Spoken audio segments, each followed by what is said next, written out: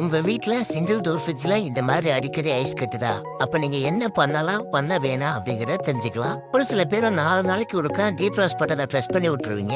சில பேர் 10 நாளைக்கு ஒருக்கா ஃப்ரிட்ஜை ஆஃப் பண்ணி அந்த ஐஸ் கரைஞ்சதுக்கு அப்புறம் திருப்பி ஆன் பண்ணுவாங்க.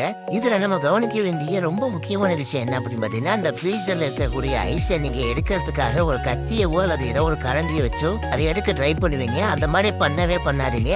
அந்த மாதிரி நீங்க பண்ணும்போது அதுல இருக்கக்கூடிய அந்த லைன்ஸ்ல வந்துதான் கேஸ் சர்க்குலேட் ஆயிட்டு இருக்கும். அந்த சர்க்குலேஷன் லைன்ல வந்து நீங்க கத்தியை வச்சு குத்திட்டீங்க அப்படின்னா அது வழியா கேஸ் வெளியில வரும். அந்த கேஸ் வெளியில வரது மட்டும் இல்லாம அது வெளியே திருப்பி தண்ணி உள்ள போய் கம்ப்ரஸர் வரைக்கும் போச்சு அப்படின்னா கம்ப்ரஸரே போற அளவுக்கு பெரிய கம்ப்ளைண்ட் ஆயிடும். அதனால அதை மட்டும் தயவு செஞ்சு பண்ணாதீங்க. இதற்கான ஒரே தீர்வு அதுல இருக்கக்கூடிய அந்த தெர்மாஸ்டாட்டை மாத்துறதா. அந்த தெர்மாஸ்டாட்டை மாத்துறது மூலமா நீங்க அந்த ப்ராப்ளத்தை சரி பண்ணிக்கலாம்.